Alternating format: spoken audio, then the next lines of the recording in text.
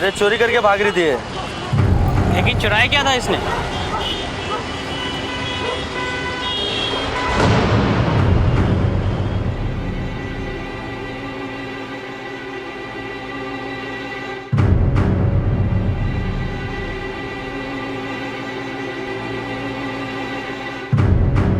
पर मेरी कोई गलती नहीं थी।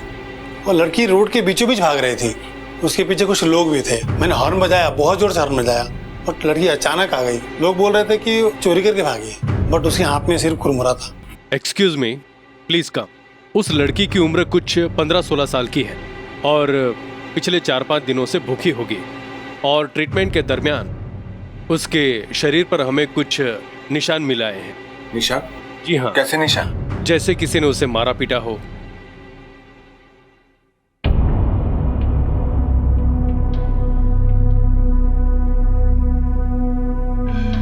सर, लड़की को होश आ गया है। बेटी, नाम क्या है तुम्हारा? बताओ, क्या नाम है तुम्हारा? तुम्हारा एड्रेस, फोन नंबर याद है तुम्हें, ताकि हम तुम्हारे माँ बाप को कांटेक्ट कर सके। लगता है गहरे सदमे में है।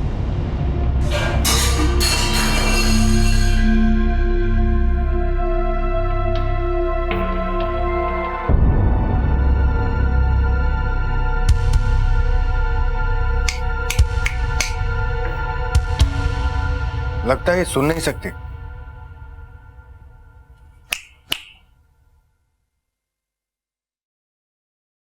I think so. एक 15-16 साल की लड़की सड़क दुर्घटना की वजह से हॉस्पिटल पहुंचाई गई। वहां जांच से पता चला कि ना केवल वो 4 दिनों से भूखी थी, बल्कि उसे मारा पीटा भी गया था। डॉक्टर ने जिम्मेदारी से इस घटना की सूचना पुलिस को दी और फिर उस लड़की से बातचीत करने की कोशिश में एक सच सामने आया। वो लड़की ना तो बोल सकती थी और ना ही सुन सकती थी। एक ऐसी लड़की जो ये कह पाने में असमर्थ थी कि वो कौन थी, उसके साथ क्या हुआ था। पुलिस उसकी मदद कैसे कर पाएगी? एक 15-16 साल की लड़की जो 4 दिन से भूखी है, जिसके साथ मारपीट भी की गई है। ऐसा लगता है जैसे उसके माँ बाप ने या किसी रिश्तेदार ने उस पर अत्याचार किए हैं, या यह भी हो सकता है कि वो शादीशुदा हो और उसके पति ने या उसके ससुराल वालों ने उसे बहुत प्रताड़ित किया है। सर, ये रही लड़की की मेडिकल रिपोर्ट। सर, उसके साथ मारपीट होती रही है और सर उसका सिर्फ फिजिकल अब्यूज ही नहीं, सेक्सुअल अब्यूज भी हुआ है। लगता है उसके साथ कई बार बलात्कार हुआ है। तुम ऐसा करो, किसी मूक बधिर स्कूल जाओ और वहां से साइन लैंग्वेज एक्सपर्ट को बुला कर लाओ, क्योंकि हमें उसकी जरूरत पड़ेगी।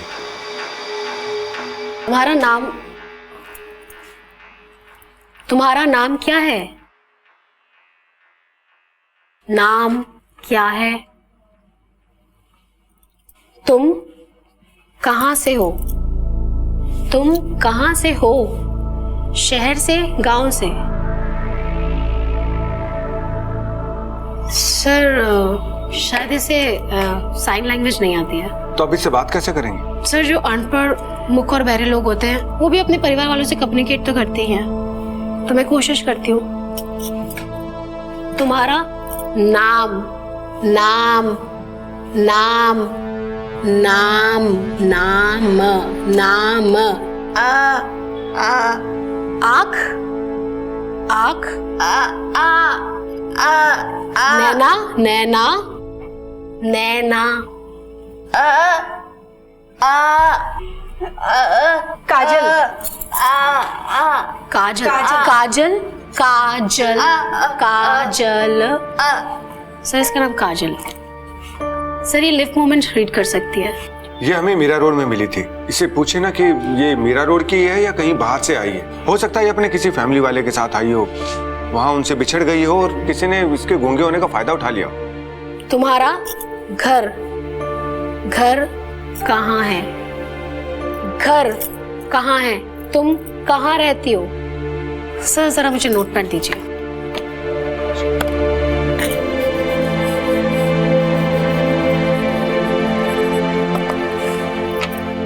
तुम्हारा घर, तुम्हारा घर, तुम्हारा घर। बाहर। स्टेशन, पुलिस स्टेशन के बाहर। बाहर। दूर है। कितना दूर?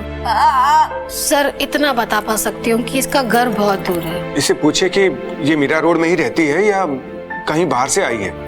काजल, तुम यहाँ किसके साथ आई? पापा, मम्मी? पापा, पापा, मम्मी।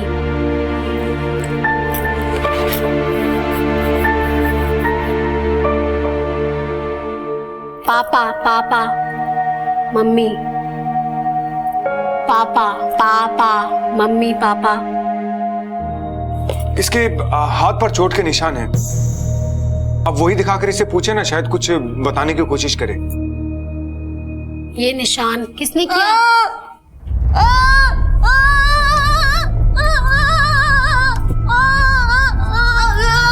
हाँ, अभी कोई परेशानी करेगा। सीमा, इसको बाहर लेके जाओ।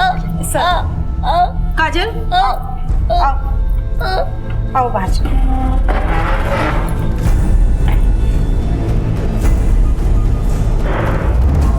सर अब मैं भी चलती हूँ, कल फिर आती हूँ पूरी तैयारी के साथ। कुछ अलग अलग पिक्चर्स लेके आती हूँ। मेरे इंस्टीट्यूट की एक हेड है, उनसे भी मिलती हूँ, वो मेरी काफी मदद कर सकती हैं। ये लड़की हमें मीरा रोड स्टेशन के आसपास मिली थी, जहां इसका एक्सीडेंट हुआ था। तुम ऐसा करो, वहीं के आसपास के एरिया में इसकी फोटो सर्कुलेट करो। हो सकता है इसके फोटो को देखकर कोई पहचान जाए। और सभी पुलिस स्टेशंस में इसकी फोटोज को भिजवा दो। हो सकता है शायद किसी ने मिसिंग कंप्लेंट लिखवाई हो।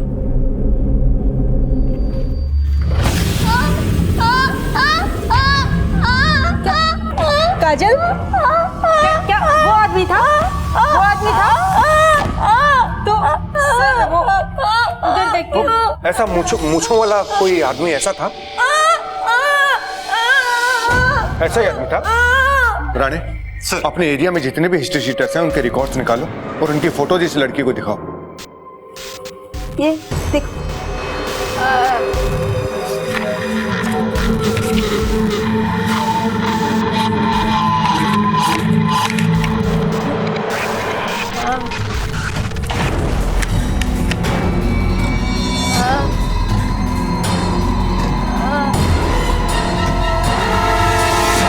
सर, इस लड़की का क्या करना? कहाँ रहेगी? सीमा, तुम इसको लेके अपने स्टाफ को होटल ले जाओ। तुम्हारे साथ रहेगी तो तुम इसकी बातों को आसानी से समझ पाओगी, इसके विश्वास को जीत पाओगी। इसके लिए कपड़े खरीद लेना और इससे बात करने की कोशिश करती रहना। यस काजल, आओ।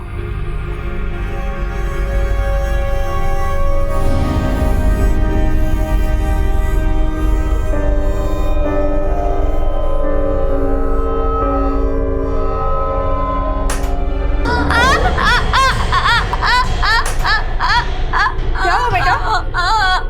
क्या हुआ?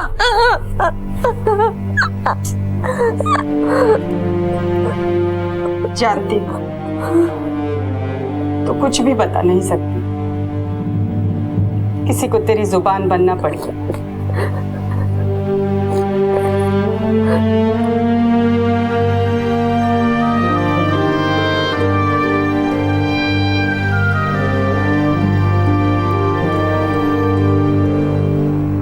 सर, कल रात काजल बहुत परेशान थी। जरा से आंख लगती और एकदम से डर के उठकर बैठ जाती, जैसे कोई भयानक सपना देखकर बैठ जाता है। अंधेरे से बहुत डरती है सर, पता नहीं क्या क्या सहा है इसने। गीता जी, जरा इससे पूछे ना कि क्या ये शादीशुदा है? कहीं ऐसा तो नहीं कि इसका पति इसको टॉर्चर करता था? जी सर। काजल, काजल, तुम्हारी शादी हो गई? तुम्हारी शादी?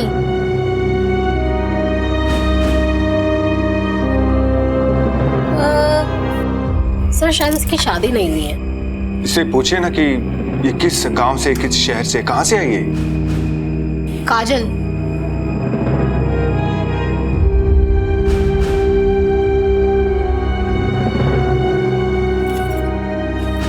इधर देखो, इधर।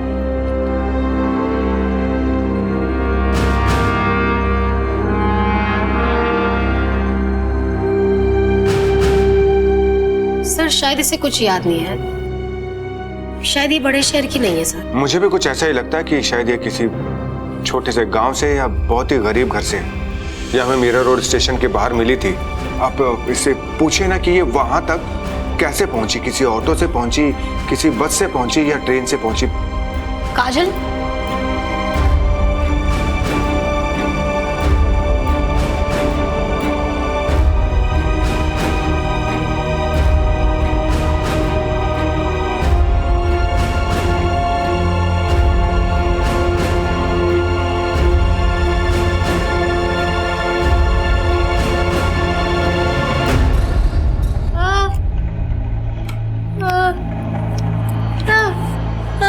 सर ये मीरा रोड ट्रेन से आई है। सर, मीरा रोड मेल या एक्सप्रेस ट्रेन नहीं रुकती है। हो सकता है कहीं से लोकल ट्रेन से मीरा रोड आई हो। हम इसे मीरा रोड स्टेशन के बाहर जहां इसका एक्सीडेंट हुआ था वहां लेकर चलेंगे। हो सकता है इसे कुछ याद आ जाए और हमें कुछ समझाने की कोशिश करे, कुछ बताई दे। अच्छा सर, अब मैं भी ज्यादा चाहती हूँ, मुझे स्कूल वापस जाना है। मेरी जरूरत पड़े तो मुझे कॉल कीजिएगा। जी थैंक यू। सर इससे बात करते टाइम आप विजुअल साइन, पिक्चर्स, इन सब का इस्तेमाल करिए और हो सके तो अपने साथ स्केच पेन, नोटपैड ही रखिए, क्योंकि सर जो ऐसे बच्चे होते हैं ना, उनकी विजुअल मेमोरीज बहुत स्ट्रांग होती है। ये लोग एक बार जो चीज देख लेते हैं भूलते नहीं है। Okay sir.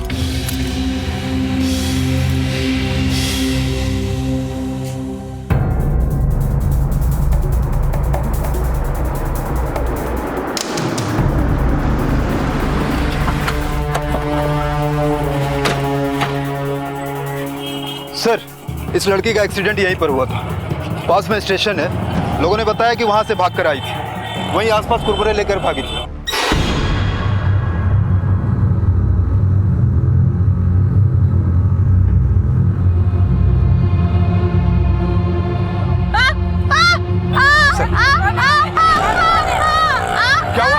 क्या हुआ? वो आदमी, वो गाड़ी।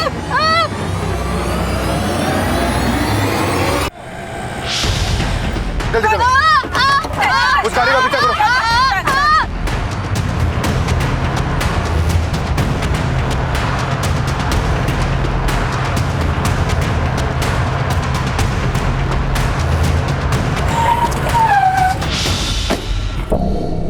क्यों रहा था? क्या हो सर? पुलिस वाले हम लोग, हमें देखे भागा ना तो। नहीं सर, हम भागने, मुझे क्या पता कि आप हमारा पीछा कर रहे हैं। यही आदमी था ना, मूंछों वाला? यही आदमी? मैंने कुछ नहीं किया सर।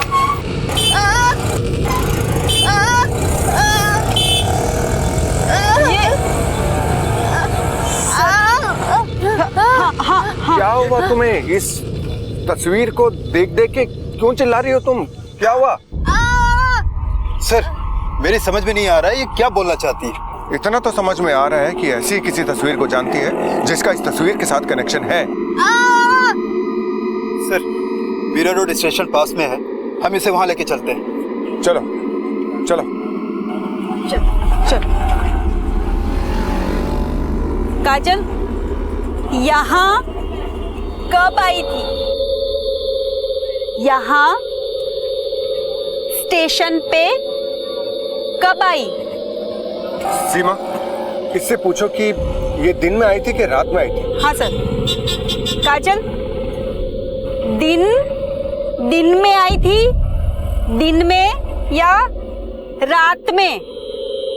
रात। हाँ, रात में आई थी। सर ये कह रही है कि रात में आई थी। इससे पूछो कि ये कितने बजे आई थी? काजल, कितने बजे? एक मिनट।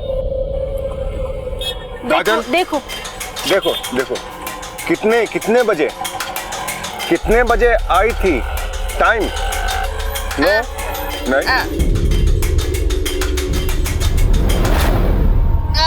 नहीं।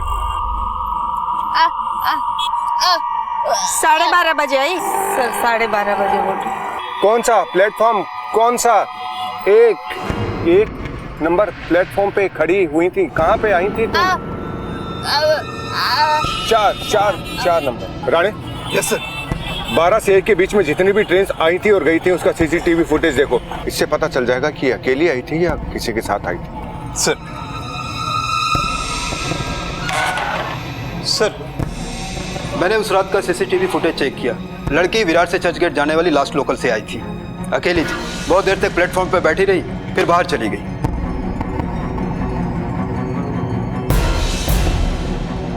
विरार से चर्चगेट जाने वाली लास्ट लोकल मीरा रोड कितने बजे पहुंचती है? 12:31 पर। हम लड़की को लोकल ट्रेन से मीरा रोड से विरार लेकर चलते हैं। हो सकता है कि वो हमें बता पाए कि किस स्टेशन से वो लोकल ट्रेन में चढ़ी थी। सर,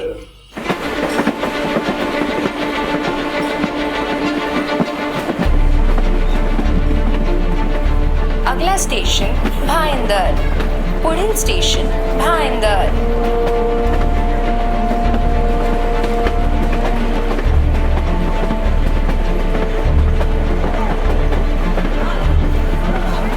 नेक्स्ट स्टेशन नायगाव, अगला स्टेशन नायगाव, पुढील स्टेशन नायगाव।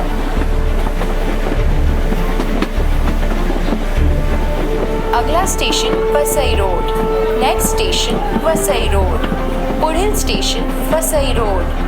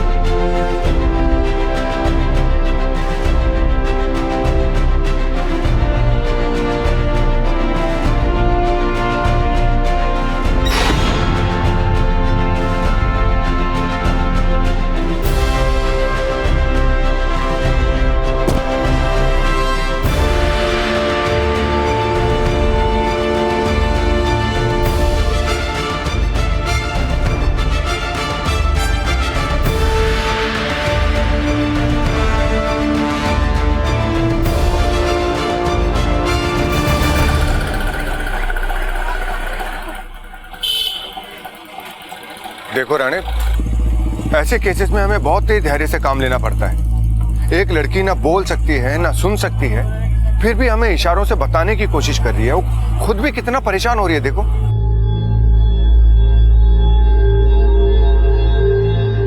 काजल पुलिस के साथ वसई आ पहुंची। ये उम्मीद जागी थी कि शायद काजल पुलिस को उस जगह ले जा सके जहां से वो भागी थी, पर काजल ठीक से बता नहीं पा रही थी। उसकी बातों को, उसके इशारों को समझ पाना पुलिस के लिए आसान नहीं था, लेकिन पुलिस ने हिम्मत नहीं हारी।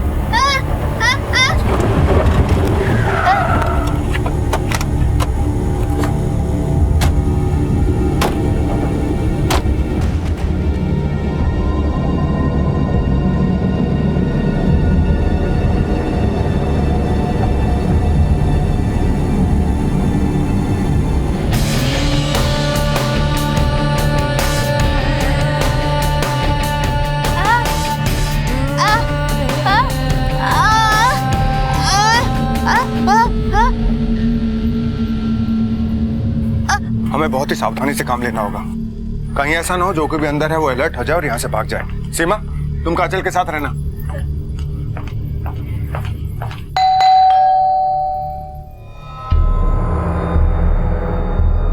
Yes, Mumbai police.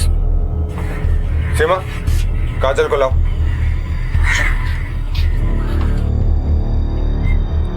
क्या आप इस लड़की को पहचानते हैं? नहीं, क्यों? कौन है जी? पुलिस सर, मैं नरेश बलेरा और ये मेरी पत्नी। लेकिन हुआ क्या है? किससे मिलना है आपको? और ये बच्ची कौन है? ये हमें मीरा रोड में मिली थी। बोल नहीं सकती, लेकिन इसने आपके घर की पहचान की है। और घर में आपके साथ और कौन कौन रहता है? हम दोनों के अलावा कोई नहीं रहता यहाँ पर। मेरा बेटा लंदन में है और हम दोनों यहाँ पर रहते हैं। और इस बच्ची को हमने कभी यहाँ देखा नहीं है। क्या मैं घर देख सकता हूँ? हाँ बिल्कुल देख सकते हैं।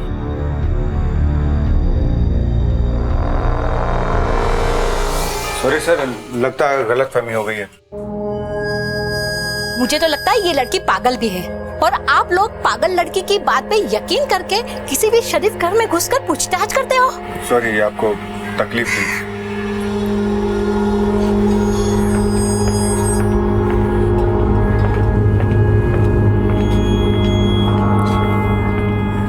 सर घर में बुड्ढा बुड्ढी के अलावा कोई नजर नहीं आया। कहीं हम गलती तो नहीं कर रहे हैं? हो सकता है लड़की गलत जगह पे ले आई। लड़की हमें बिल्कुल सही जगह पर लेकर आई है। तुम्हें याद है गाड़ी पर वो नमस्ते वाली तस्वीर? उसे देखकर काजल ने क्या रिएक्शन दिया था? ठीक वही तस्वीर मैंने इस घर में देखी है। इसलिए काजल बिल्कुल सही कह रही है। लेकिन सर इसने यहाँ किसी को पहचाना नहीं। लेकिन इस फार्म हाउस को तो पहचाना। ये बुड्ढा बुड्ढी हमसे कुछ छिपा रहे हैं। बिना सबूत के हम इनके खिलाफ कोई एक्शन भी नहीं ले सकते। वो अपना खबरी है ना बीजू, उसको इनके पीछे लगा दो। वो यहाँ के चप्पे चप्पे से वाकिफ है। अब हमें ये पता करना है कि ये यहाँ किसके साथ आई, इसे यहाँ कौन लेकर आया। और सीमा, तुम इससे बात करने की कोशिश करो। मुझे पूरा विश्वास है कि ये बेजुबान लड़की अपनी कहानी सुनाने में और मुजरिमों को पकड़वाने में हमारी मदद जरूर करेगी। कई अनसुलझे सवाल थे जिनके जवाब ना मिलने से काजल के मुजरिम पकड़े नहीं जा सकते थे। काजल पुलिस को उस फार्म हाउस तक ले गई जहां से वो भागी थी। हालांकि काजल बोल नहीं सकती थी, लेकिन फिर भी पुलिस ने उससे संवाद का तरीका सीख लिया था। क्या काजल की इस कहानी में कोई और बहुत बड़ा रहस्य सामने आने वाला था? पुलिस की ये तहकीकात जुर्म के किस घिनौने रूप को सामने लाने वाली थी? काजल, ये फार्म हाउस जहां से हम आए, यहाँ तुम कैसे पहुंची? तुम यहाँ देखो देखो देखो कैसे? कहां से आई तुम? तुम्हें कौन लाया था यहाँ पर? कौन लेके आया? क्या करती थी तुम वहां पर? सर एक मिनट, इतनी जल्दी नहीं समझ पाएगी, मैं कोशिश करती हूँ। ये फार्म हाउस पे तुम क्या काम करती थी? क्या काम? झाड़ू, पोछा, बर्तन, कपड़े? ये फार्म हाउस पे तुम क्या काम करती थी?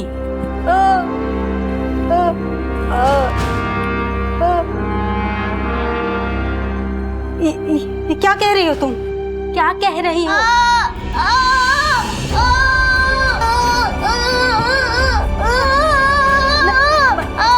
बस। ये कह रही है कि इसके साथ बलात्कार हुआ है।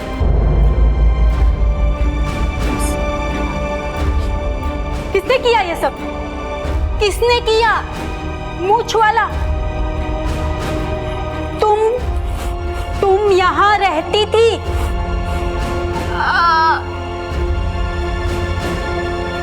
किस लिए गई यहाँ पे? तुम्हारे साथ वहां जबरदस्ती हुई? जबरदस्ती तुम्हारे साथ? हाँ। इसका मतलब फार्म हाउस पे प्रोस्टिट्यूशन चलता है। इसके अलावा वहां पर और भी कई लड़कियां लाई जाती होंगी। सीमा, इससे पूछो कि इन लड़कियों को कहां से लाया जाता था और कहां ले जाया जाता था और कौन आता था वहां? काजल, यहाँ पे देखो कैसे पहुंची? कौन रहता था तुम्हारे साथ? कौन लाया तुम्हें यहाँ? कौन कौन रहता था यहाँ पे फार्म हाउस पे?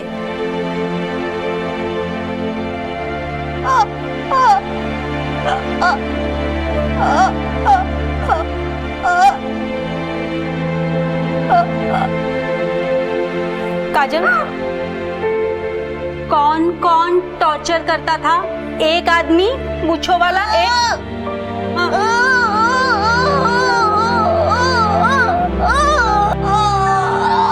हाँ, बस। काजल, और कौन? और बिंदी माथे पे ऐसे लिपस्टिक करती थी, निशान था माथे पे।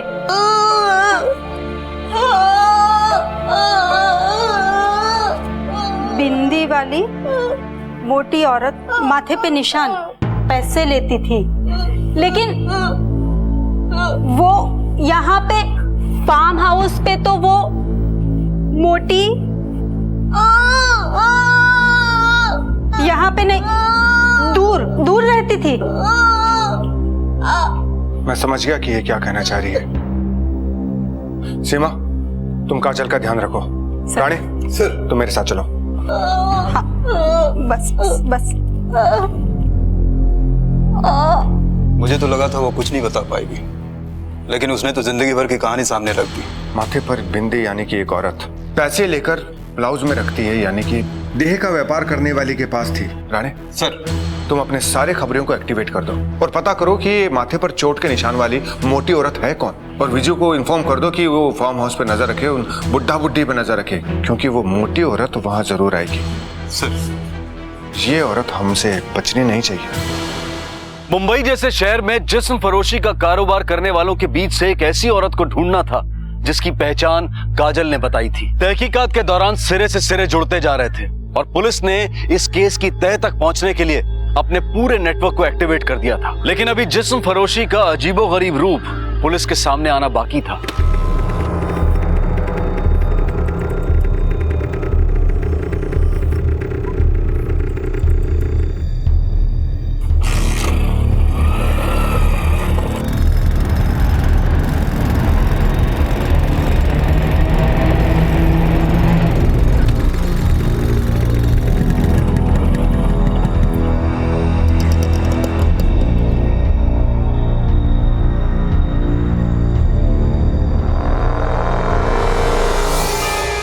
हाँ बोल भी तू। साहब, ये बुड्ढा बुड्ढी एक नंबर के हरामी हैं। अभी अभी इन्होंने एक ऑटो लिया और एक लंबा चक्कर मार के यहीं वापस आ गए और सारी बातचीत ऑटो में ही कर ली साहब। ठीक है, तू उस ऑटो वाले का पीछा कर और मुझे लोकेशन भेजता रहे। जी साहब।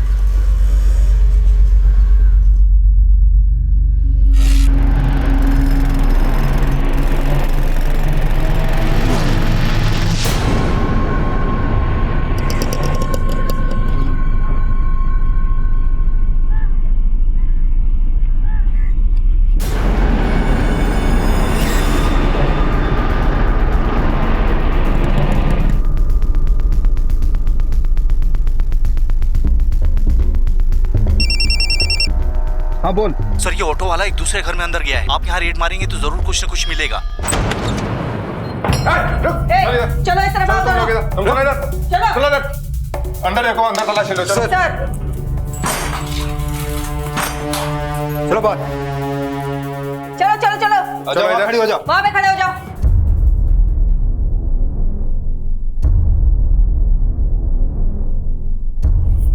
काजल साहब, क्या तलाशी कर रहे हो आप लोग?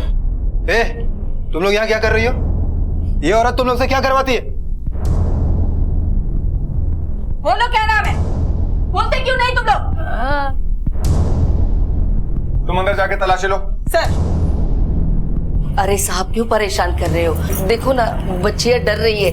अंदर भी कुछ लड़कियां हैं। सर लगता है ये सब गूंगी बहरी है। अंदर भी बहुत सारी लड़कियां हैं और सब गूंगी बहरी है और कुछ तो अंधी भी है। वही तो बता रही थी ना मैं आपको कि मैं यहाँ पर गूंगी बहरी लड़कियों को सिलाई कढ़ाई सिखाती हूँ, संस्था चलाती हूँ जी। बताना। जगह देखकर ही पता चल रहा है कि किस तरह की संस्था चलाती है तू। गिरफ्तार कर लो इन सबको। अरे मैडम, बात यहाँ पे मैं सिलाई कढ़ाई सिखाती, ऐसा कुछ नहीं है यहाँ पे। आप क्यों? चलो। अरे मैडम, आप विश्वास कीजिए साहब, अरे मैं तो समाज सेवा करती हूँ। चाहे तो आप आस पड़ोस में पूछ।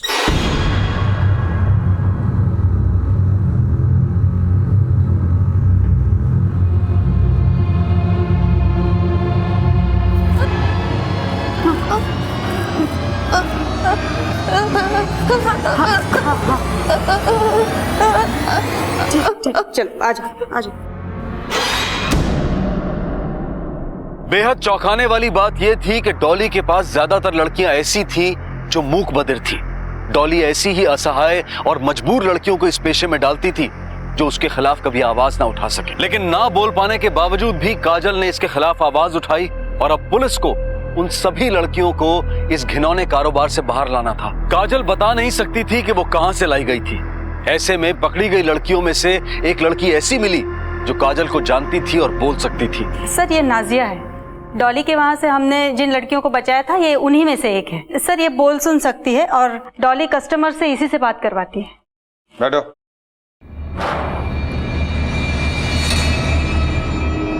काजल के बारे में तुम क्या जानती हो? साहब, ये सच है। डॉली बेजुबान लड़कियों को धंधे पे बैठाती है। बड़े बड़े लोग उसके कस्टमर हैं।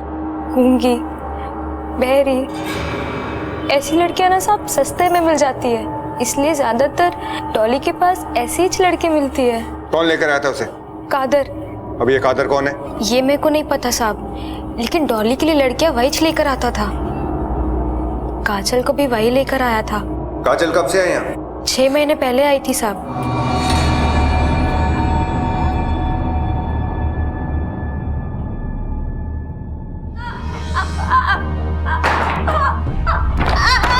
हार माना तो जैसे काजल ने सीखा ही नहीं था। खा ले, भूखी रहेगी ना तो किसी को तरस नहीं आने वाला है।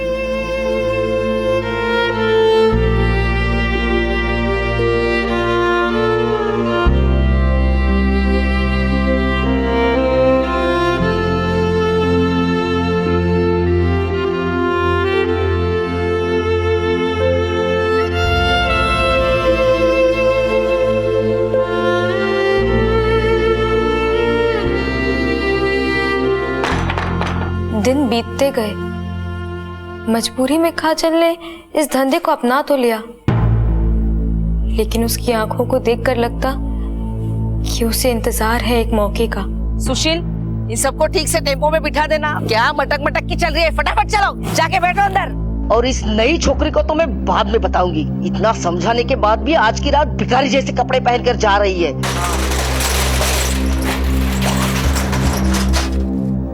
चलो चलो जल्दी उतरो, चलो आओ जल्दी आओ।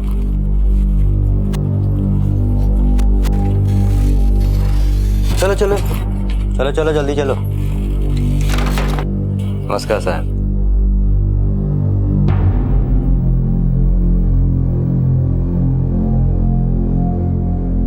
बलेरा फार्म हाउस में बड़े बड़े लोग आते हैं, रईस लोग।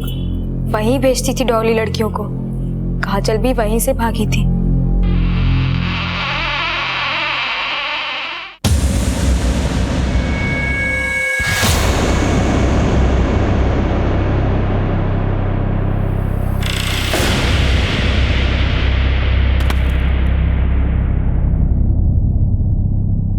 मगर काजल के भागने के बाद डॉली ने सुशील को उसको ढूंढने के लिए लगा दिया साहब। मगर उससे पहले कि वो उस तक पहुंचता, काजल की किस्मत उसे आप लोगों तक पहुंचा दिया साहब, और वो उस नर्क से बाहर आ पाई और हमें भी निकाल लिया साहब। तुम जानती हो काजल कहाँ की रहने वाली? नहीं, बेचारी भेसबंद बताती भी तो कैसे। कादर का नंबर दे। साहब, वो मेरे पास लड़कियां लेके आता है, पर कहाँ से लाता है वो मुझे नहीं पता। तू कादर का नंबर दे, वो बताएगा खुद कि कहाँ से लाता है। वो अलग अलग नंबर से फोन करता है जब भी उसके पास माल आ जाता है। अब पता नहीं माल कब आएगा। सीमा, इसका फोन कब्जे में लो। नहीं, कादर आज नहीं तो कल फोन जरूर करेगा। पुलिस अब ये बात जान चुकी थी कि 6 महीने पहले काजल को बेचने वाला इंसान कादर था, लेकिन कादर का कोई अता पता नहीं था। और काजल कहां की रहने वाली थी इसके बारे में भी अभी तक कुछ पता नहीं चला था। डॉली का फोन पुलिस के पास ही था, उन्हें इंतजार था तो बस कादर के फोन का। 2 दिन बीत चुके थे।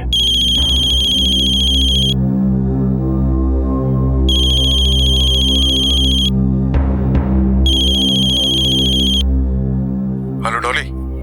नहीं, मैं नाजिया बोल रही है। अच्छा नाजिया, डॉली किधर है? दीदी तो अस्पताल में है, सीढ़ियों से गिर गई थी, पांव का हड्डी टूट गया उसका। लेकिन तुम कौन? कौन से हॉस्पिटल में? City hospital, B ward, bed number 3। लेकिन तुम कौन हो? कादर।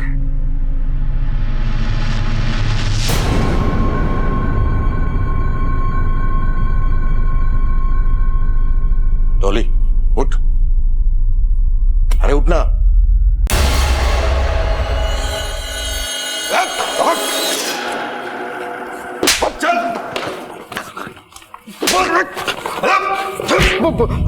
कौन बेचता है तो पता नहीं साहब, फोन आता है तो हम लोग डिलीवरी लेने जाते हैं। काजल को कहां से उठाया था? आसनसोल।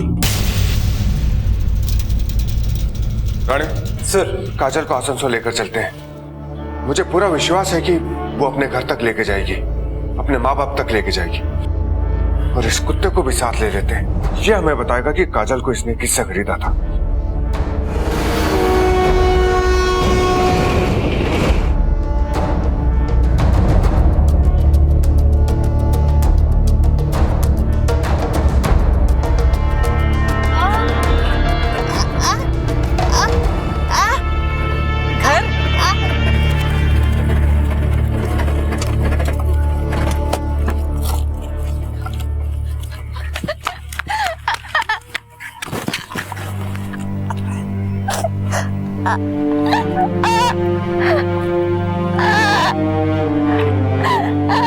क्या ये तुम्हारी बेटी है? हाँ साहब। ये है वो आदमी जिसने तुम्हारी बेटी को मुंबई में बेचा था।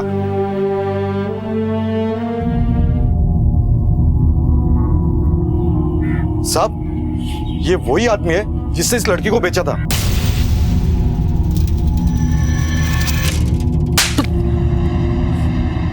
अपनी बेटी को बेच दिया तूने? क्या करता साहब, गुंगी बहरी है जन्म से, कौन करता इससे शादी?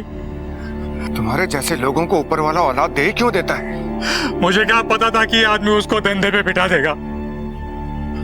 काजल को मैं तुम्हारे जैसे इंसान के पास छोड़ने वाला नहीं हूं। सीमा, काजल को अपने साथ ले लो और इसे भी अरेस्ट करो।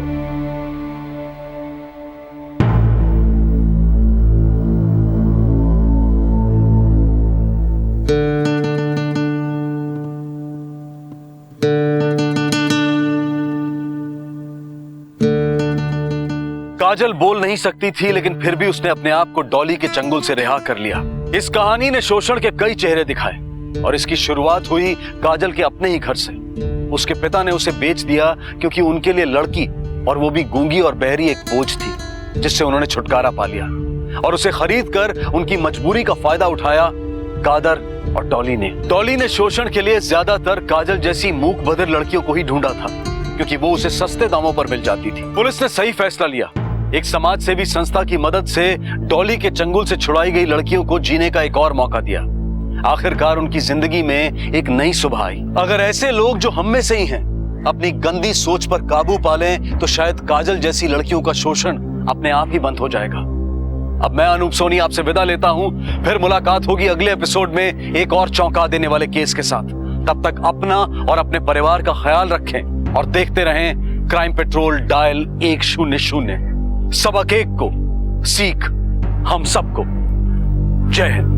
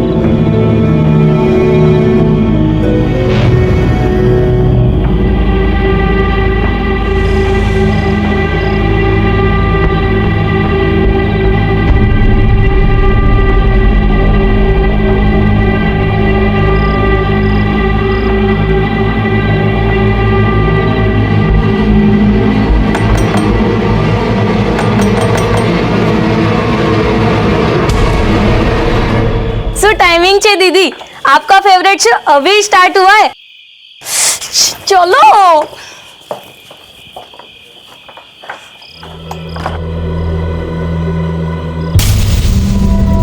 हेतल, आगे बेटा, तेरे पापा कब से तेरी फिक्र कर रहे हैं। हेतल, कुछ हुआ है क्या बेटा? तेरे चेहरे का रंग क्यों उड़ा हुआ है? नहीं पापा, बहुत थक गई हूँ, थोड़ा आराम करूंगी तो ठीक हो जाऊंगी।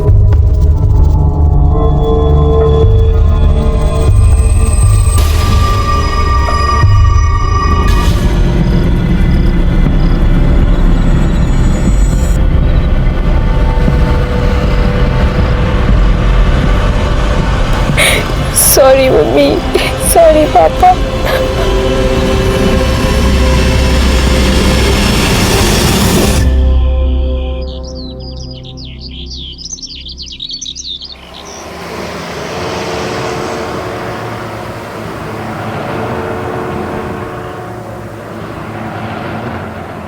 ये लड़की भी ना कितना सोएगी।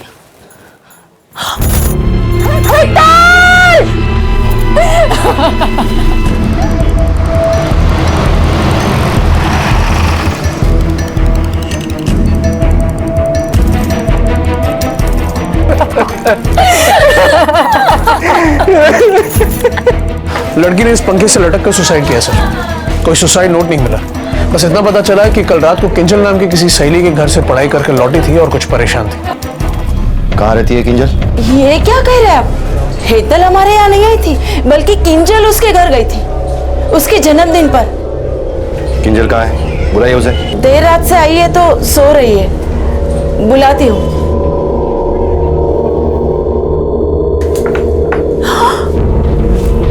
किंजल! स्वाति बेटा, वो सरला भाभी के घर कोई नहीं है आज, तो तू चाबी कोकिला आंटी के वहां छोड़ देना, ठीक है? अच्छी माँ।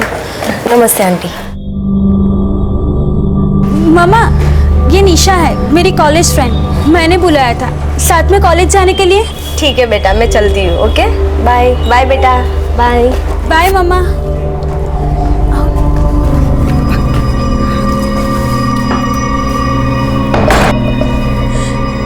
किंजल और हेतल दोनों ने, अब हम नहीं बचेंगे। उन्होंने कहाँ पे था उससे?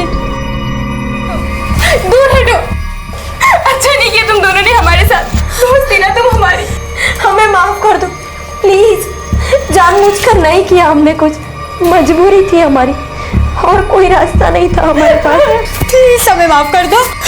चीट किया है ना तुम लोगों ने हमारे साथ, देख लेना तुम दोनों भी नहीं बचोगी, पनिशमेंट मिलेगी, बहुत बड़ी पनिशमेंट है। ये सब हमारी वजह से हुआ है, वी आर रिस्पॉन्सिबल। अब हम नहीं बचेंगे, पुलिस आती ही होगी, हमारे घर वालों को सबको सब पता चल जाएगा। अब बस एक ही रास्ता है हमारे पास।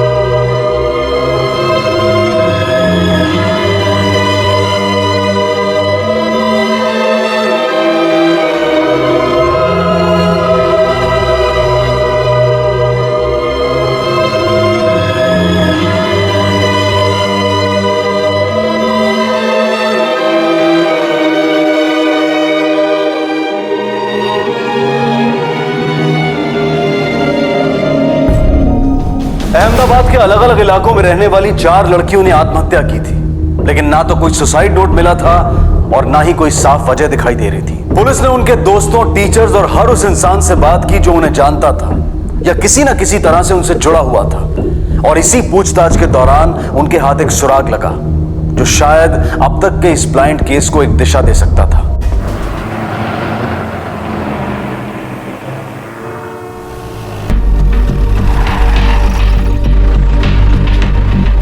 सब चारों लड़कियों की कॉल डिटेल्स आ गए हैं। निशा और स्वाति एक ही कॉलेज में पढ़ते थे और हेतल और किंजल एक ही कोचिंग क्लास में। स्वाति हेतल की सहेली थी, इसलिए चारों एक दूसरे को जानते थे। घटना के दिन हेतल और किंजल ने अपने घर पर झूठ बोला था कि वो पढ़ने के लिए एक दूसरे के घर पर जा रहे हैं। पढ़ने नहीं गई थी तो कहाँ गई थी? सर उनकी कॉल डिटेल से ये पता चलता है कि दोनों घर से कॉलेज के लिए तो निकली थी, पर असल में जयपुर के लिए उन लोगों ने फ्लाइट पकड़ी और रात को 9:30 बजे अहमदाबाद वापस आई। और निशा और स्वाति? सर वो दोनों यही अहमदाबाद में थी, पर दोनों फ्रीक्वेंट ट्रैवलर्स हैं। पिछले 6 महीने में तकरीबन 15 या 20 बार शहर से बाहर, कभी जयपुर, दिल्ली, या तक कि कोलकाता फ्लाइट से गई हैं, कभी साथ साथ, कभी अलग अलग। कोई और डिटेल्स, बैंक अकाउंट्स वगैरह? सब क्लियर है सर, कोई ऐसी बड़ी ट्रांजैक्शन नहीं है। स्वाति की सहेलियों के हिसाब से स्वाति का एक बॉयफ्रेंड था राहुल, जिसके साथ उसका ब्रेकअप हो गया कुछ महीने पहले, मगर इसका निशा, हेतल और किंजल से अभी कोई कनेक्शन नहीं दिखता। और हाँ सर, घटना के दिन से राहुल का फोन बंद है, पर हमें उसका एड्रेस मिल गया। उठाओ इस राहुल को।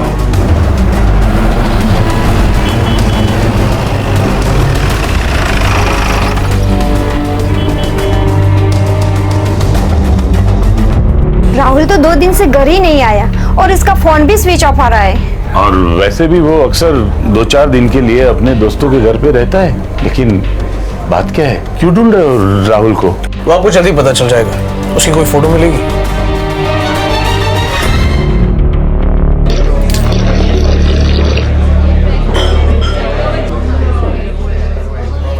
कैसा लगा अब्बास भाई? वाह घोची, ये तो बड़ा धमाका है। ये लेकिन अपने भावसार की बेटी है ना? हाँ हाँ। कहाँ से मिला बे? चल चल फटाफट फॉरवर्ड कर मेरे को जल्दी से। हाँ क्यों सर, है ना धमाका?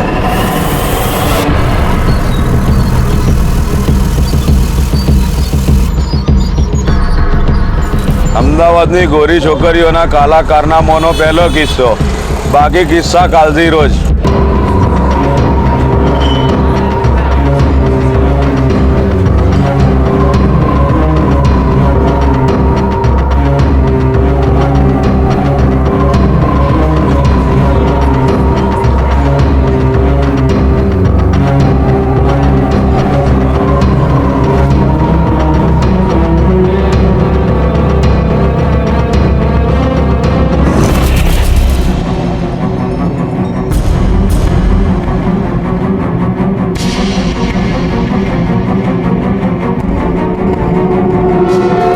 सवाल यह है कि इस अखबार के पास ये तस्वीर आई कहां से, और इनका ये हेडिंग, पहली किस्त। इसका मतलब तो ये हुआ कि इन लोगों के पास दूसरी लड़कियों की भी तस्वीरें हैं जो वो आगे छापने वाले हैं। कहीं उन चारों लड़कियों की सुसाइड की वजह ऐसा कोई स्कैंडल तो नहीं हो सकता सर? अहमदाबाद जैसे खूबसूरत शहर में अखबार में छपी उस एक खबर के बाद जैसे जवान लड़कियों की सुसाइड की बाढ़ सी आ गई। 24 घंटे गुजरते गुजरते शहर के अलग अलग इलाकों में लगभग 22 लड़कियां सुसाइड कर चुकी थी। पूरे शहर में मातम का माहौल था। जवानी उम्मीद और जोश का दूसरा नाम होता है। तो फिर ऐसा क्या हुआ था जिसने इन लड़कियों को इतना निराश, इतना नाउम्मीद कर दिया था कि उन्हें अपने ही हाथों से अपनी जान लेने जैसा बड़ा कदम उठाना पड़ा। यह मामला काफी गंभीर था और पुलिस ने भी इसे गंभीरता से लिया। इसलिए अहमदाबाद के सुपरिटेंडेंट ऑफ पुलिस ने इस केस को अपने हाथों में ले लिया।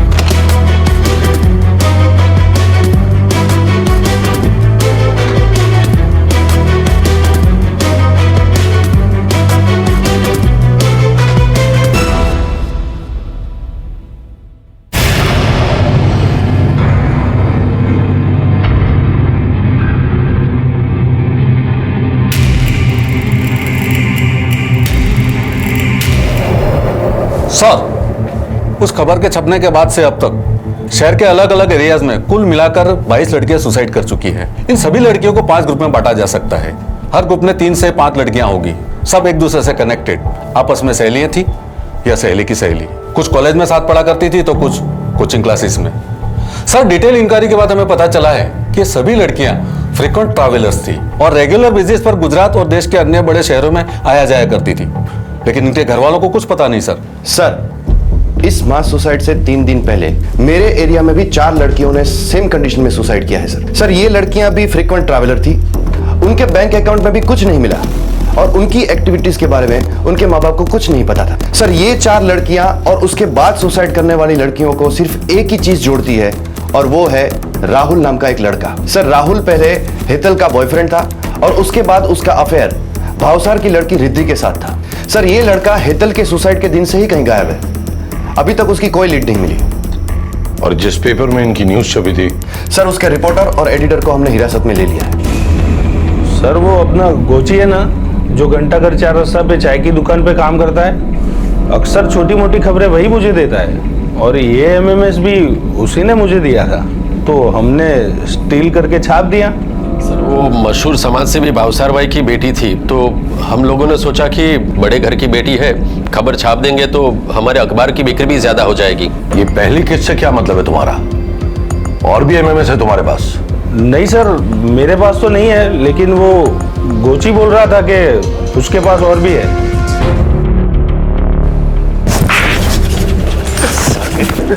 झूठ बोलता है, झूठ बोलता है। नहीं साहब, मैं सच बोलता हूँ, मुझे नहीं मालूम। वो वीडियो मेरे एक दोस्त ने मुझे फॉरवर्ड किया था, मुझे लगा ये खबर बहुत अच्छी है तो मैंने आभास भाई को फॉरवर्ड कर दी। और मेरा दोस्त तो मुझे ये भी कहता था कि उसके पास बहुत सारे वीडियोस है। कौन है ये तेरा दोस्त? कहाँ रहता है? कोची के उस दोस्त ने पुलिस से कहा कि उसे वो एमएमएस उसके किसी दोस्त से मिला था, और जब पुलिस ने उसके उस दोस्त को पकड़ा तो उसने भी यही कहा कि उसे वो एमएमएस अपने किसी और दोस्त से मिला था। यह सिलसिला यूं ही चलता रहा और एक चेन सी बनती गई, और लगभग 16 से 17 लड़कों से पूछताछ करने के बाद आखिर पुलिस उस लड़के तक पहुंची जिसके मोबाइल से पहली बार उस एमएमएस को भेजने का सिलसिला शुरू हुआ था। चलो सर, उसका नाम राहुल है। अपना लैपटॉप डालकर गया था मेरी दुकान पे रिपेयर करवाने के लिए। उसी में ये 3 एमएमएस थे सर। मुझे अच्छे लगे तो मैंने आगे फॉरवर्ड किए, दोस्तों को दिखाए। उसके आगे का सर मुझे कुछ नहीं पता। सर, बाकी के जो 2 एमएमएस हमें मिले हैं उसमें एक हेतल का है, उसके साथ राहुल है, लेकिन दूसरा एमएमएस जो हमें मिला है उसमें कोई और लड़का है सर। इसका मतलब ये कि इस स्कैंडल में राहुल के अलावा और भी लड़के इन्वॉल्व हो सकते हैं, लेकिन जिन जिन लड़कियों ने सुसाइड किए हैं कहीं ना कहीं उसकी वजह ये एमएमएस ही है। और ये 3 एमएमएस देखकर तो ये लग रहा है कि उनमें जो लड़के हैं वो उन लड़कियों के काफी करीबी थे, बॉयफ्रेंड टाइप्स। Right sir. एक काम करो, हमारी पूरी टीम लगा दो। जिन जिन लड़कियों ने सुसाइड किए उनके बॉयफ्रेंड या तो करीबी दोस्तों की डिटेल निकालो। आई एम श्योर इस केस का अगला सुराग हमें उन लड़कों से ही मिलेगा।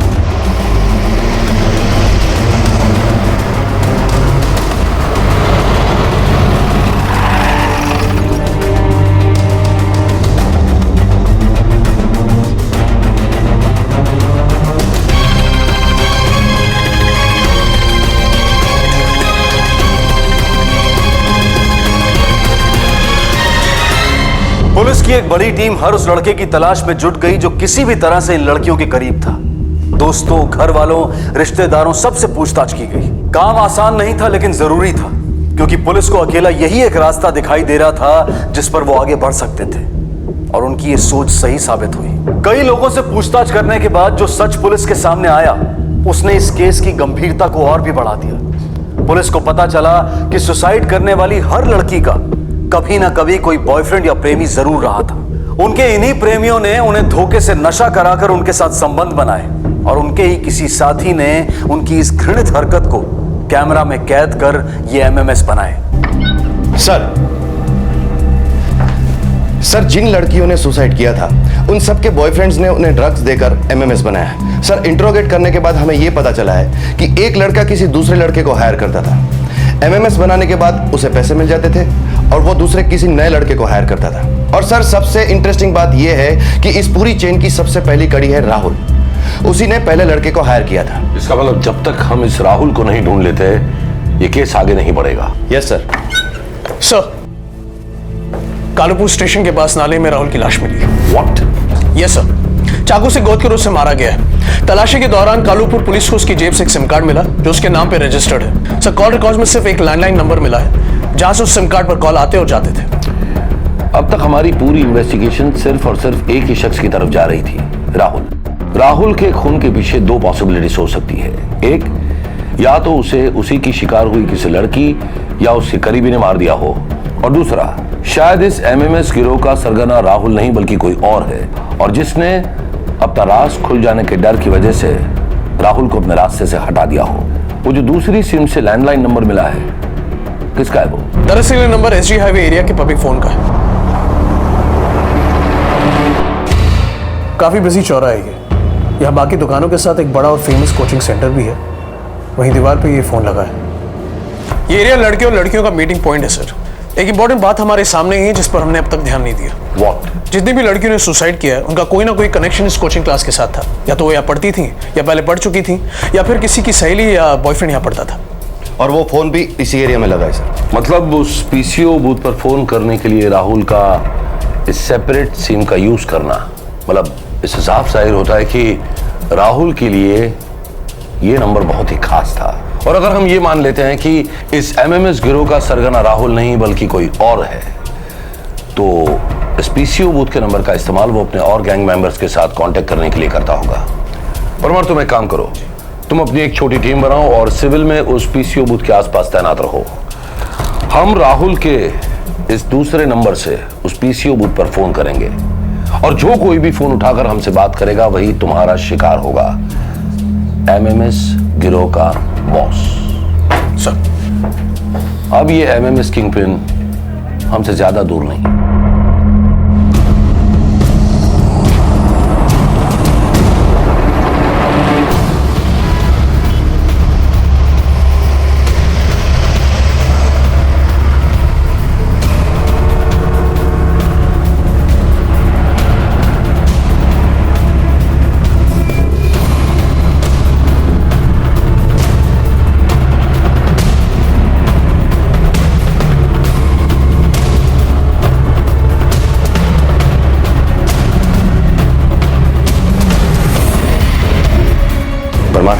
Position okay?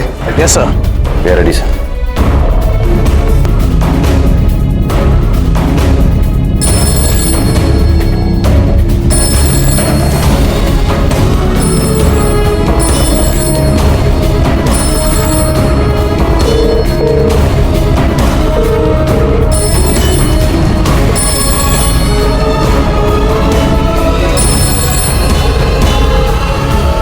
कोई मूवमेंट है वहां पर? वैसे यहाँ पर कोई नहीं है, कोई मूवमेंट नहीं है।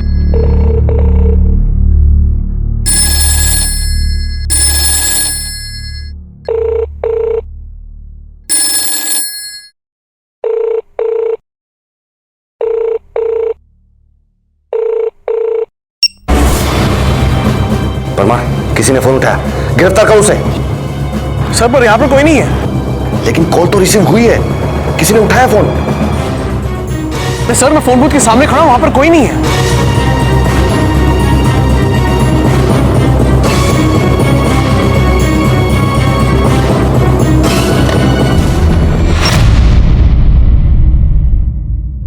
मैं बाद में बात करता हूं। सर, बूथ पर तो कोई आया नहीं, तो ये फोन रिसीव किसने किया?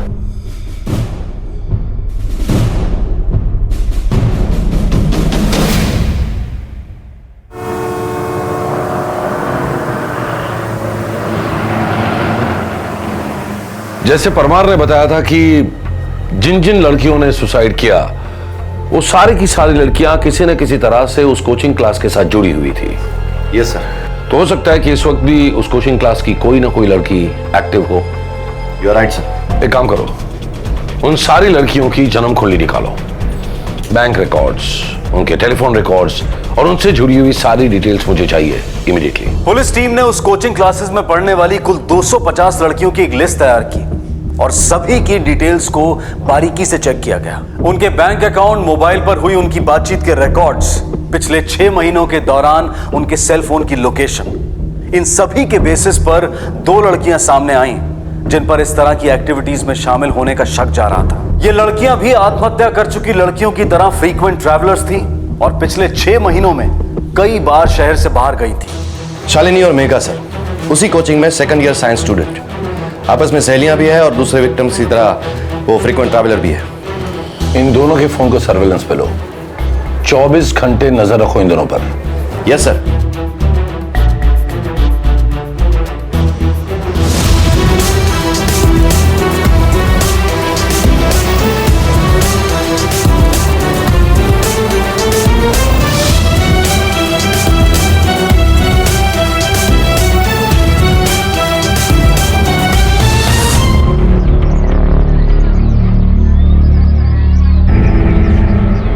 वेलकम बच्चा लोग।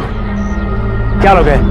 तुम्हारा चॉकलेट शेक और तुम्हारा स्ट्रॉबेरी शेक अभी देता हूँ। नहीं अंकल, अभी कुछ नहीं। कोई आ रहा है अभी, साथ में ले ले। हाँ हाँ बैठो बैठो। चलो बैठते हैं।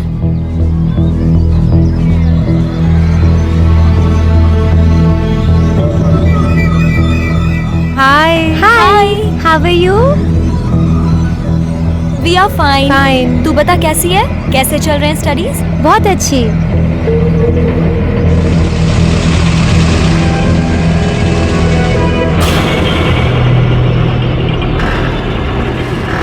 Hello. Happy birthday Rishi. Thank you so much. Hi, happy birthday. Thank you. Hello. Happy birthday Rishi. So timing छे दीदी। So ready for treat? या ओके, चले? Okay okay. तुम लोग बाइक पे जाओ, हम लोग ऑटो में आएंगे। Okay, bye bye. Bye bye.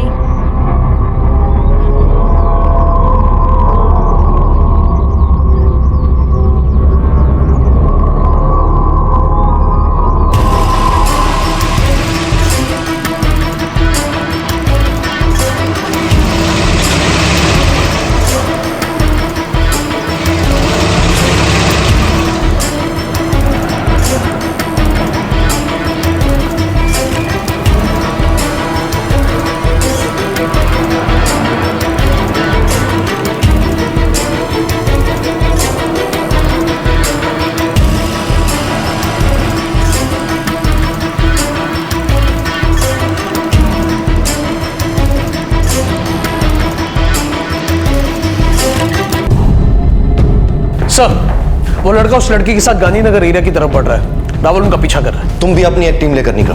हो सकता है इस लड़के के जरिए हम इस पूरी गैंग का पर्दाफाश कर सके। पल पल की खबर चाहिए मुझे। Right sir.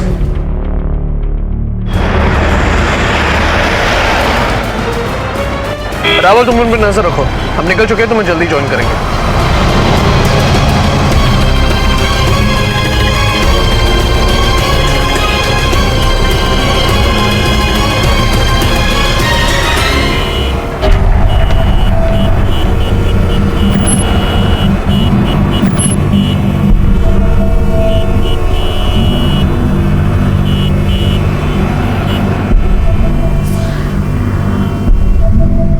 जावा, तुम और 2 टीम तैयार करो।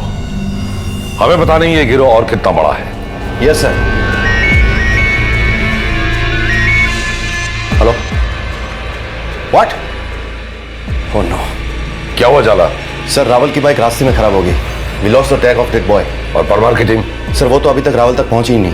डैम इट, हमारे पास वक्त बहुत ही कम है। अगर हम वक्त पर वहां नहीं पहुंचे तो हम और एक जान गंवा देंगे। वो 2 लड़कियां शालिनी और मेघा, उन दोनों को उठाओ।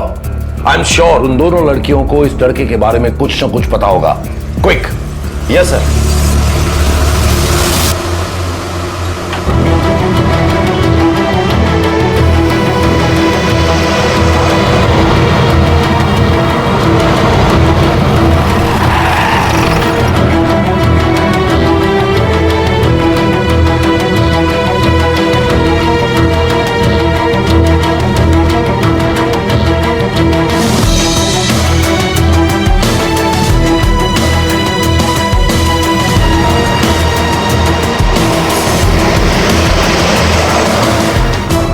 या कम।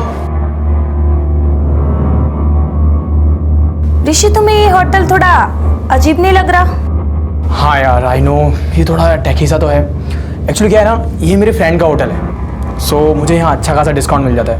और आजकल वैसे भी कड़की चल रही है ना, इसीलिए मैंने यहाँ बर्थडे पार्टी रखी है। और मेरे फ्रेंड आते ही होंगे यहाँ। मैं 1 मिनट उनसे बात करके आता हूँ। हाँ, सिट ना, बैठो।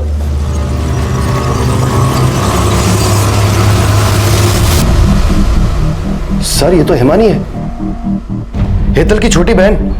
वही हेतल जिसकी सुसाइड की खबर हमारे पास सबसे पहले आई थी। ऋषि हिमानी को लेकर कहाँ गया है? सर, हमें सच में कुछ नहीं पता सर। सर, एक्चुअली इन लोगों का कोई एक ठिकाना नहीं है सर। इन लोगों का नेटवर्क कई जगहों पर फैला हुआ है। चला सर। हिमानी और ऋषि दोनों का नंबर ट्रैकिंग पे रखो। सर। बड़ी देर लगा दी यार इन लोगों ने आते आते। वेट हाँ।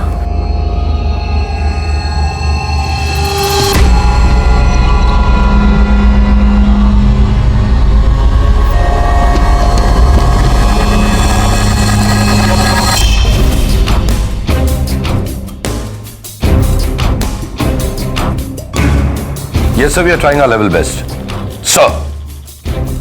सर, ये रहा ऋषि और हिमानी का लोकेशन। कलोल माचे sir. Go and arrest him right now. Parmar. Right sir, Kalol की तरफ चल, होटल चौक।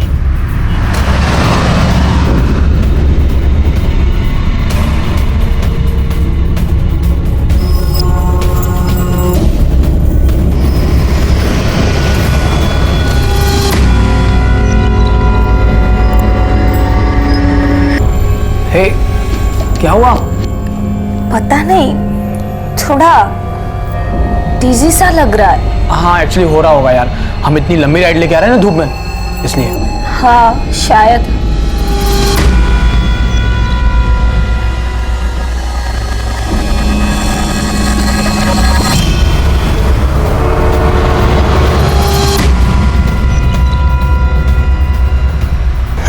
आजा।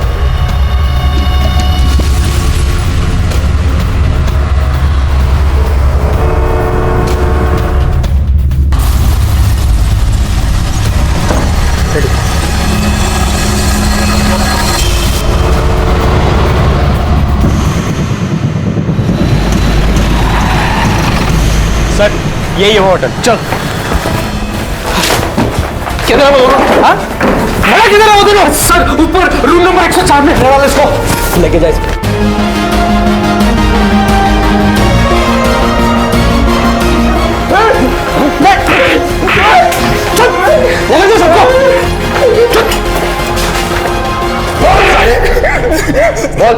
मैं नियाज अफगानी के लिए काम करता हूँ सर।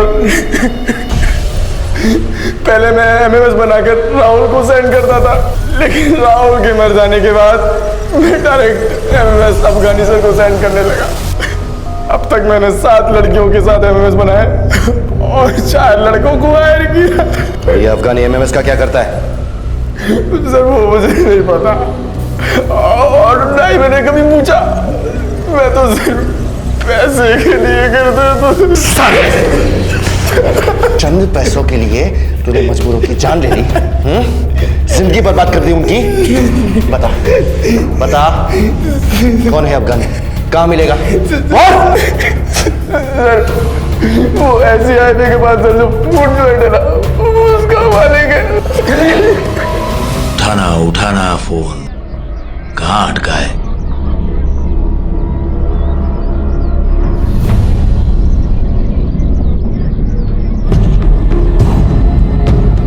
हाँ जी मालिक, क्या लेंगे आप? तुझे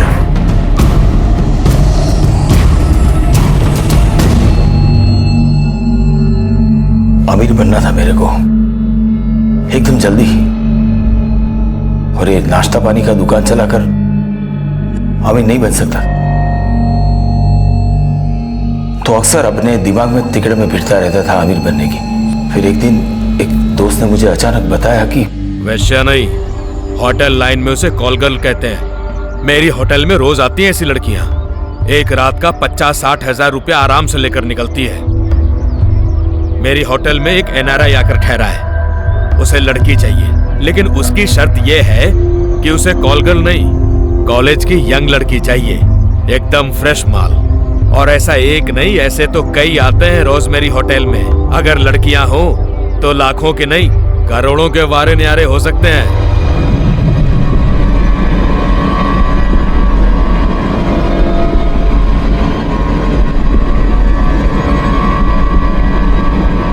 मेरे फूड जॉइंट पे बहुत सारे छोकरे छोकरी आते रहते थे। राहुल भी उन्हीं में से एक था।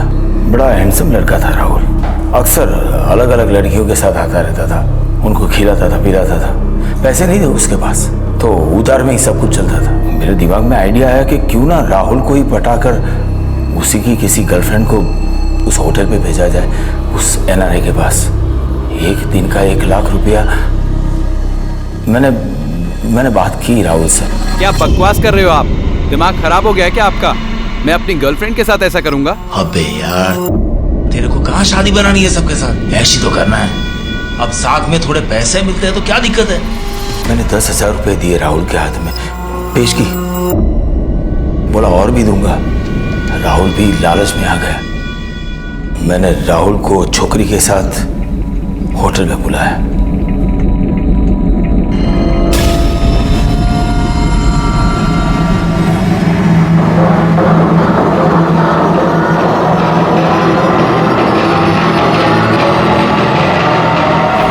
उस एमएमएस को दिखाकर हमने उस छोकरी को उस एनआरए के पास जाने के लिए मजबूर कर दिया।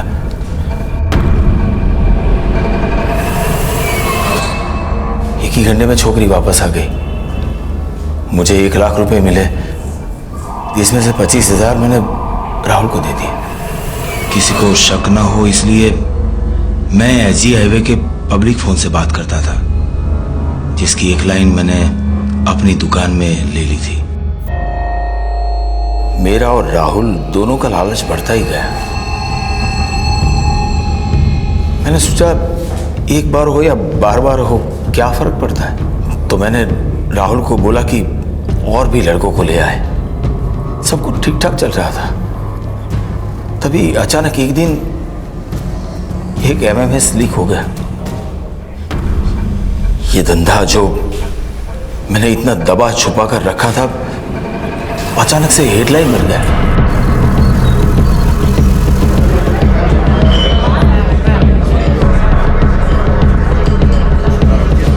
राहुल ही एक ऐसी कड़ी है जिसके जरिए पुलिस मुझ तक पहुंच सकती है। तो मैंने राहुल को ही रास्ते से हटा दिया। तुम्हें कुछ अंदाजा भी है तुम्हारे चंद रुपयों की लालच ने कितनी जवान जिंदगियां बर्बाद कर दी?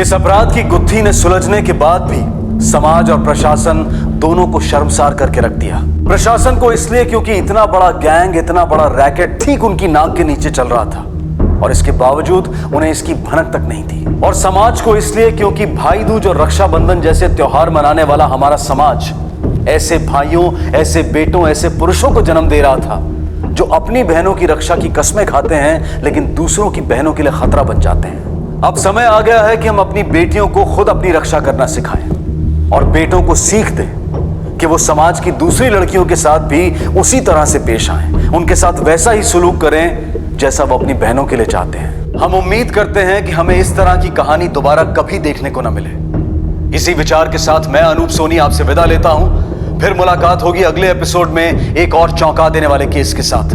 तब तक अपना और अपने परिवार का ख्याल रखें और देखते रहें क्राइम पेट्रोल डायल 100। सबक एक को, सीख हम सबको। इस तरह के और भी एपिसोड देखने के लिए हमारे चैनल को सब्सक्राइब करें और बेल आइकन दबाना ना भूलें।